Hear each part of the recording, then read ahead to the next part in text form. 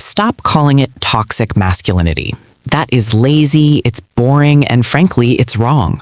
What you are actually looking at when a man over 40 screams at a waiter, punches a hole in the drywall, or goes completely silent for 3 days is a panic attack disguised as a power trip.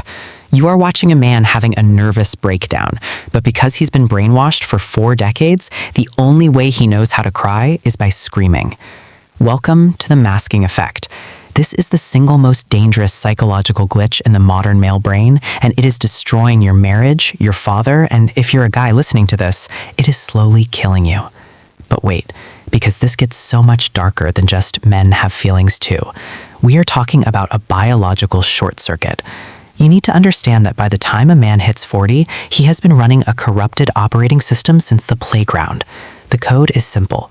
Sadness equals death. Vulnerability equals weakness. Confusion equals failure. So what happens when life actually gets hard? What happens when the career stalls, the back starts hurting, and the kids don't need him anymore? His brain receives a signal of fear, but the operating system rejects it. It says file not found. It cannot process fear. So it automatically converts that fear into the only high-energy emotion allowed in the male unexpected error log, anger. Anger is a drug. It is a stimulant. When you feel sad, you feel small. You feel heavy. But when you are enraged, you feel powerful. You feel big. You feel like you are doing something. For a man who feels like he is becoming obsolete, anger is the only thing that makes him feel alive. It's a survival mechanism gone rogue. Here is the crazy part, the part that nobody talks about. We assume these men are bullies. We assume they are controlling. But psychologists have found that this rage is actually a form of alexithymia. That's a fancy word for emotional blindness. Millions of men literally, physically, cannot identify the difference between feeling lonely and feeling mad.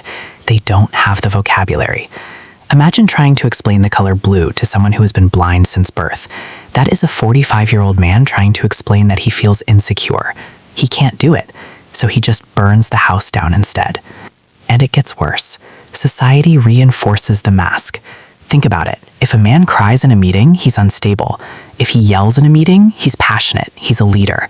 We reward the mask. We applaud the toxicity. We tell him that his silence is stoic and his rage is assertive. We are literally handing him the bricks to build the wall that isolates him. You need to recognize the symptoms before it's too late. The masking effect usually shows up in 3 specific ways. First, the petty tyrant. This is the guy who explodes over the dishwasher being loaded wrong. Is he passionate about silverware? No. He feels out of control in his career, so he exerts total militant control over the 1 square foot of life he can dominate, the kitchen sink. Second, the stonewall. This is the silent treatment. This isn't him ignoring you, this is a system shutdown. He is so overwhelmed by emotions he isn't allowed to feel that his brain pulls the emergency brake. He goes numb because if he feels anything, he thinks he might shatter. And third, the most dangerous one, the performative alpha. This is the sudden obsession with respect. You don't respect me. This world has no respect. When a man screams about respect, he is really whispering about shame. He feels invisible. He feels like a ghost in his own life. So why does this happen at 40? Because that's the squeeze. The testosterone drops, the cortisol spikes, and the realization of mortality hits like a freight train. He realizes he isn't the young lion anymore. He's the old guard, and he is terrified that if he shows even a single crack in the armor, the world will eat him alive. But here is the secret that can change everything. If you are watching this and you see this behavior in your husband or your dad or yourself, stop reacting to the anger. The anger is a decoy. It's a flare gun. When a man acts out in rage, do not fight the rage. You have to speak to the ghost behind the machine. You have to realize that the scariest thing a man can do isn't to fight a bear or drive 100 miles per hour. The scariest, most terrifying thing a man can do is drop the mask and say, "I am hurting." That takes more guts than any bar fight in history. We have to break the code. We have to stop accepting the masking effect as just how guys are. It's not how guys are. It's how guys are broken. The anger isn't strength. It's the check engine light flashing red.